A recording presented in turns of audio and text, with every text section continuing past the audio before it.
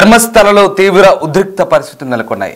Media కెమెరాలను ధ్వంసం చేశారు స్థానికులు. కొంతమంది మీడియాపై దాడి చేశారు వీరేంద్ర హెగ్డే అనుచరులు. మృతదేహాల కోసం తవ్వకాలు జరుగుతున్న 13వ నంబర్ లొకేషన్ వద్ద ఘటన చోటు చేసుకుంది. ధర్మస్థల హత్యల విషయంలో వీరేంద్ర హెగ్డేపై తప్పుడు ప్రచారం చేస్తున్నారంటూ ఆగ్రహం వ్యక్తం చేశారు.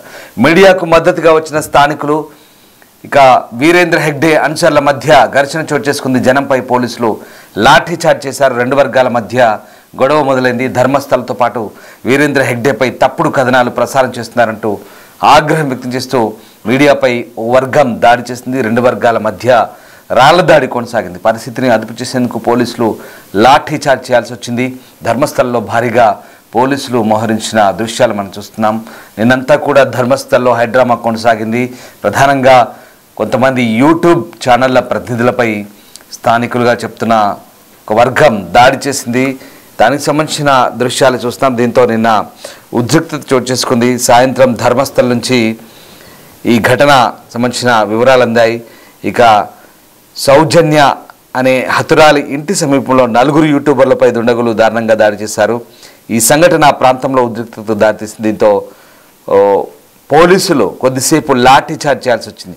సౌజన్య ఇంటికి దగ్గర ఉన్న పంగల క్రాస్ దగ్గర మాజీ బిగ్ బాస్ కన్నడ పోటీదారుడు రజత్ను యూట్యూబర్లు ఇంటర్వ్యూ చేస్తుండగా ఈ దాడి జరిగింది. దాడికి గురైన యూట్యూబర్లను కుడ్ల రాంపేజ్కి చెందిన అజయ్ అంచన్, అలాగే యునైటెడ్ మీడియాకు చెందిన అభిషేక్, సంచారి స్టూడియోకి చెందిన విజయ్, కుడ్ల రాంపేజ్కి చెందిన కెమెరామెన్గా గుర్తించారు. ఇక ఈ సంఘటన ఆ పుణ్యక్షేత్రానికి సమీపంలో జరిగినట్టుగా చెప్తున్నాడు. అక్కడ బొలెరో వాహనంలో సౌజన్య అనుకూల స్టిక్కర్లు ఉన్నటువంటి బ్యానర్లను ప్రదర్శిస్తూ ఒక బృందం వచ్చింది. అయితే దీంతో ఒక్కసారిగా కొంతమంది స్థానికులు అక్కడ హెగ్డేకు వ్యతిరేకంగా కథనాలు ప్రసారం చేస్తున్నారు, హెగ్డేకు వ్యతిరేకంగా మాట్లాడతారంటూ కొంతమంది దాడికి దిగడంతో మరోవైపు మీడియాకు యూట్యూబర్లకు అనుకూలం కూడా మరికొంతమంది అక్కడికి చేరుకున్నారు. దీంతో ఇరు వర్గాల మధ్య రాళ్లు పరస్పరం రువ్వుకున్నారు, దాడులు చేసుకున్నారు. పోలీసులు రంగప్రవేశం చేయాల్సి వచ్చింది. దాదాపు 50 నుంచి 100 మంది వ్యక్తుల గుంపు 2-3 ఆటోల్లో వచ్చి యూట్యూబర్లపై అకస్మాత్తుగా దాడి చేసినట్టుగా చెప్తున్నారు. వీళ్ళందరినీ కూడా డి అనే పేరుతో ఉన్న స్టిక్కర్లు ఆ ఆటోలకు దర్శనమిచ్చాయి. దీంతో వీళ్ళని డి గ్యాంగ్గా చెప్తున్నారు. డి అంటే ధర్మస్థల అనే పేరు వచ్చేలా వాస్తవంగా డి అనే పేరు పెట్టుకున్నారు. కానీ ఆ వ్యక్తులు ఆ సమూహాలుగా ఏర్పడి గుంపులుగా ఏర్పడి అక్కడ దాడికి పాల్పడ్డట్టుగా తెలుస్తోంది. సో ఈ వ్యక్తులే కొంత అరాచక శక్తులుగా మారి అక్కడ ఇలాంటి భయభ్రాంతులకు గురి చేసే దాడులు చేస్తున్నట్టుగా తెలుస్తుంది. ఇప్పటికే ఫిర్యాదుదారులపై దాడులు కొనసాగుతున్నాయి. ఫిర్యాదులు చేసిన వ్యక్తులను వెంబడించి దాడులు చేస్తున్నారు.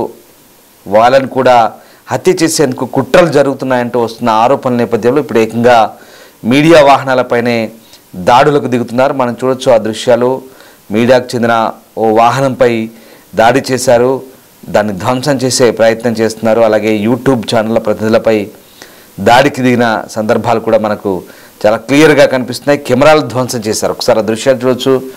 ఈ కెమెరాలు ధ్వంసం చేసిన ఆ దుండగులు వారిపై రాళ్లతో దాడికి దిగారు, వాళ్ళపై హత్యా ప్రయత్నం కూడా చేశారంటూ వాళ్ళు ఇప్పుడు పోలీస్ స్టేషన్లో కూడా మీడియా ప్రతినిధులు ఫిర్యాదు చేసిన పరిస్థితి కనబడుతుంది. దాదాపు 100 మంది వ్యక్తుల గుంపు ఒకటి అక్కడ చేరుకుంది. వాళ్ళంతా కూడా హెగ్డేకు వ్యతిరేకంగా ప్రసారం చేస్తున్నారు వార్తలు అంటూ దాడికి దిగే ప్రయత్నం చేశారు. ఒక్కసారిగా కెమెరాలు అలాగే మైక్రోఫోన్లను లాక్కొని ధ్వంసం చేశారు. ఇక దుండగులు తమ వీడియోల ద్వారా ధర్మస్థల ప్రతిష్టను దిగజార్చారంటూ ఆరోపిస్తూ యూట్యూబర్లపై దాడికి దిగిన పరిస్థితి కనబడుతుంది. కేవలం యూట్యూబర్లే కాదు, మెయిన్ స్ట్రీమ్ మీడియాపై కూడా దాడి చేసినట్టుగా మనకు అర్థమవుతుంది. ఇక ఒక బొలెరో వాహనాన్ని పూర్తిగా టార్గెట్ చేశారు, ధ్వంసం చేశారు. వాహనంపై రాళ్లు రువ్వారు. అలాగే ఈ సౌజన్య కేసుకు సంబంధించిన బ్యానర్ను ఆ గుంపు చించివేసింది. దాడి తర్వాత ఆ గుంపు అక్కడి నుంచి పరారైనట్టుగా తెలుస్తుంది. వీళ్ళంతా కూడా హెగ్డే అనుచరులుగా చెప్తున్నారు. హెగ్డే మనుషులుగా భావిస్తున్న వ్యక్తులంతా కూడా అక్కడ మీడియాపై దాడికి పాల్పడ్డట్టుగా చెప్తున్నారు. గతంలో హెగ్డే ఆయన సోదరుడు హర్షేంద్ర కుమార్ బెంగళూరు సిటీ సివిల్ కోర్టుకు వెళ్ళి తమపై అనుచిత కథనాలు ప్రచారం చేస్తున్నారంటూ కోర్టుకు ఎక్కడంతో కోర్టు ఆ యూట్యూబ్ లింకులను తొలగించింది. దాదాపు 9,000కు పైగా లింకులను తొలగించింది. అలాగే వాళ్ళపై ఎలాంటి కథనాలు ప్రసారం చేయకుండా గ్యాగ్ ఆర్డర్ను కూడా ఇచ్చింది. అయితే ఇక ఈ కుడ్ల ర్యాంపేజ్ అనే యూట్యూబ్ ఛానల్ చెందిన అజయ్ దీనిపై పోరాటం చేశారు. ఆ పోరాటం ఫలించి బెంగళూరు హైకోర్టు అతనికి యూట్యూబ్ ఛానళ్లపై నిషేధాన్ని ఎత్తివేసింది. దీంతో ఒక్కసారిగా మళ్ళీ మీడియా ప్రతినిధులు కవరేజ్కి వెళ్తున్న క్రమంలో అక్కడ కొంతమంది అరాచక శక్తులు రామకృష్ణ హెగ్డే అంచలుగా వీరేంద్ర హెగ్డే అంచలుగా చెప్తున్న కొంతమంది వ్యక్తులు వారిపై దాడికి పాల్పడ్డట్టుగా చాలా క్లియర్గా సమాచారం అందుతుంది. మనం చూడవచ్చు ఆ దృశ్యాలు. ఓవైపు మీడియాకు మద్దతుగా కూడా వందలాది మంది అక్కడ చేరుకున్నారు. దీంతో వచ్చినటువంటి కొన్ని సమూహాలు ఎవరైతే ఉన్నారో వాళ్ళకి ఈ మీడియాకి అనుకూలంగా ఉన్న వ్యక్తులకి మధ్య పరస్పరం రాళ్లదాడి చోటు చేసుకుని దీంతో ఒకసారిగా ఉద్రిక్త వాతావరణం అయితే చోటు చేసుకోవడంతో పోలీసులు 2 సార్లు లాఠీ చార్జ్ చేయాల్సి వచ్చింది.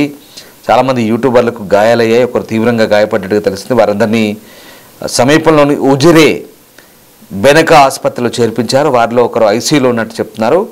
ఇంటర్వ్యూలో ఉపయోగించిన కెమెరా పూర్తిగా దెబ్బతిన్నట్టుగా తెలుస్తుంది. ఇక ఆ బిగ్ బాస్ కంటెస్టెంట్ రజత్ ఒక అడ్వకేట్తో కలిసి సౌజన్య ఇంటికి వెళ్ళిన తర్వాత ఈ సంఘటన వెలుగులోకి వచ్చిందని చెప్తున్నారు. ఇక అతని పర్యటన తర్వాత యూట్యూబర్లు అక్కడికి ఇంటర్వ్యూ కోసం ఆ పంగల క్రాస్ రోడ్ సమీపంలో అతని దగ్గర చేరుకున్నారు. ఆ సమయంలోనే ఆ గుంపు అక్కడికి వచ్చి దాడికి దిగింది. ఉద్రిక్తతలు పెరగడంతో అక్కడిక్కడే జనం గుమిగూడడం ప్రారంభించారు. దీంతో పోలీసులు వారిని చెదరగొట్టడానికి తేలికపాటి లాఠీ చార్జ్ చేశారు తొలుత. తర్వాత మళ్ళీ భారీగా జనం చేరుకోవడంతో ఒకసారిగా మళ్ళీ లాఠీ చార్జ్ చేశారు. ఇక ఉద్రిక్తతలు పెరగడంతో అక్కడక్కడే జనం ఒక్కసారిగా పెరగడంతో పోలీసులు వారిని లాఠీ చార్జ్ చేసి చెదరగొట్టిన పరిస్థితి మనకు కనబడుతుంది. ఒకసారి ఆ దృశ్యాలు చూద్దాం.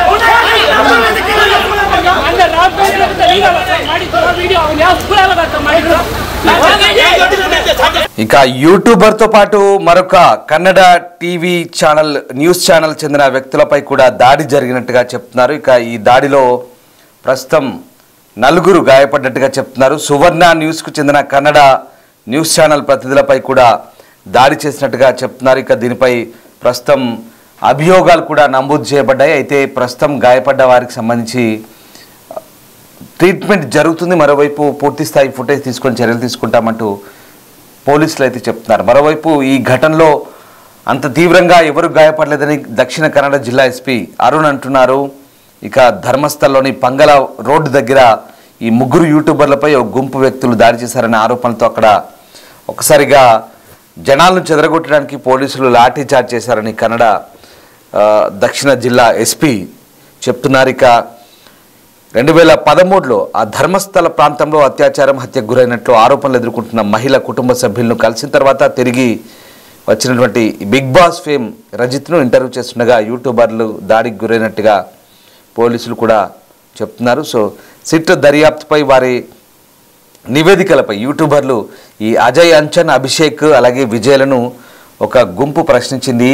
యూట్యూబర్లు అలాగే గ్యాంగ్ మధ్య తీవ్ర మాటల యుద్ధం జరిగింది. దీంతో ఆ గ్యాంగ్ యూట్యూబర్లు దాన్ని రికార్డు చేయకుండా వారిపై దాడి చేశారు. ఈ సంఘటనలో వారి 2 వాహనాలు కెమెరాలు కూడా దెబ్బతిన్నాయి. మొత్తం మీద కొన్ని సమూహాలు గ్యాంగులు ఏదో శక్తులు అక్కడ పనిచేసినట్టుగా చాలా క్లియర్గా అర్థమవుతుంది.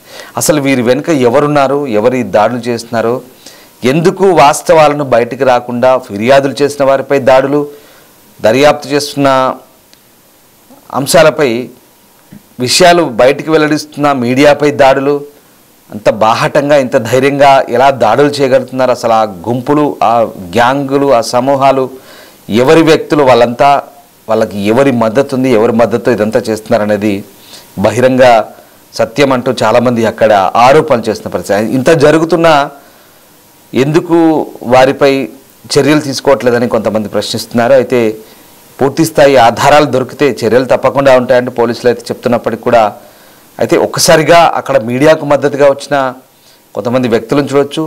అలాగే కొంతమంది లోకల్ గ్యాంగ్స్ ఎవరైతే ఉన్నారో వాళ్ళు మీడియాపై, యూట్యూబర్లపై దాడికి పాల్పడ్డ గ్యాంగ్స్ ఆటోలో వచ్చారు, డీ గ్యాంగ్గా చెప్తున్నారు వాళ్ళంతా కూడా. సో వాళ్ళంతా స్థానికంగా ధర్మస్థలలో అక్కడి ధర్మస్థల ప్రధానాధికారి హెగ్డే అలాగే అతని సోదరుడు హర్షేంద్ర కుమార్కు మద్దతుగా వాళ్ళంతా అక్కడికి వచ్చి ఈ మీడియాపై దాడి చేసినట్టుగా చెప్తున్నారు. సో ప్రస్తుతం ఈ దాడి తర్వాత పోలీసులు కూడా స్పందించారు.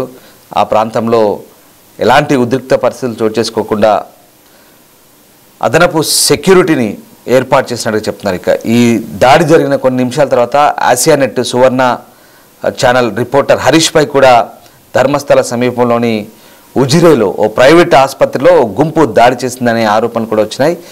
ట్రీట్మెంట్ కోసం 3 యూట్యూబర్లతో మాట్లాడి అక్కడ ట్రీట్మెంట్ తీసుకున్న యూట్యూబర్ దగ్గరికి వెళ్ళిన ఈ ఏషియానెట్ సువర్ణ ఛానల్ రిపోర్టర్పై కూడా దాడి జరిగినట్టుగా చెప్తున్నారు. సో అక్కడ యూట్యూబర్లను కూడా మళ్ళీ కవరేజ్ చేసి వస్తున్న ఏషియానెట్ ఛానల్ రిపోర్టర్పై హరీష్పై దాడిని పోలీసులు కూడా ధృవీకరించారు. ఇంతలో ఆ ధర్మస్థల గ్రామంలో ప్రస్తుతం ఈ ఆరోపణలు ఎదుర్కొంటున్నటువంటి అంశాలకు సంబంధించి సిట్ అధికారులు దర్యాప్తు ఓవైపు జరుపుతుంటే మరోవైపు నిరాధారమైన ఆరోపణలు చేస్తున్నారు, తమపై అనవసర రాద్ధాంతాలు చేస్తున్నారంటూ హెగ్డే మనుషులు కొంతమంది ఈ దాడి చేయడం ప్రస్తుతం సంచలనం రేపుతుంది. సో మొత్తం మీద దక్షిణ కన్నడ పోలీస్ సూపరింటెండెంట్ అరుణ్ ప్రస్తుతం దాడిలో గాయపడ్డ యూట్యూబర్లను కూడా సరైన ట్రీట్మెంట్ అందించడానికి అక్కడ వైద్యులను ఆదేశించారు. సో మొత్తం మీద ప్రస్తుతం అయితే యూట్యూబర్లపై దాడి చేసిన వారి వాహనాలను పోలీసులు కూడా గుర్తించినట్టుగా తెలుస్తోంది. సో మొత్తం మీద ధర్మస్థల పోలీస్ స్టేషన్ ముందు అలాగే ఉజిరేలోని ప్రైవేట్ ఆసుపత్రి ముందు జరిగిన దాడికి సంబంధించి పోలీసులు అయితే 2 ఎఫ్ఐఆర్లు నమోదు చేశారు. దీనికి సంబంధించి చర్యలు తీసుకుంటామంటూ పోలీసులు చెప్తున్నారు. అయితే ఈ దాడులపై, మీడియాపై జరిగిన దాడులను అటు కమ్యూనిస్ట్ పార్టీ ఖండించింది, మరోవైపు డివైఎఫ్ఐ కూడా ఖండించింది. కర్ణాటకలో ఈ దాడులు చేసిన వ్యక్తులపై చర్యలు తీసుకోవాలంటూ వాళ్ళంతా డిమాండ్ చేస్తున్నారు. దాడులను ఖండిస్తూ బెంగళూరులో డిజిటల్ మీడియా ఫర్ డెమోక్రసీ ఒక ప్రకటన చేసింది. ధర్మస్థలం చుట్టూ జరుగుతున్న నేరాలను బహిర్గతం చేయడంలో ఉన్నటువంటి మీడియా సంస్థలను, జర్నలిస్టులను, ముఖ్యంగా డిజిటల్ మీడియా జర్నలిస్టులని టార్గెట్ చేసి వారిపై దాడులు చేయడం, దానికి రాష్ట్ర ప్రభుత్వం చర్యలు తీసుకోవాలంటూ వాళ్ళంతా కూడా డిమాండ్ చేస్తున్న పరిస్థితి. సో మొత్తం మీద ధర్మస్థల్లో ఉద్రిక్తత కొనసాగుతోంది. సో ప్రస్తుతానికైతే ధర్మస్థల్లో సెక్యూరిటీ పెంచారు పోలీసులు. ఈ నేపథ్యంలోనే ప్రస్తుతం ఆ ప్రాంతంలో హై అలర్ట్ అయితే కొనసాగుతోంది.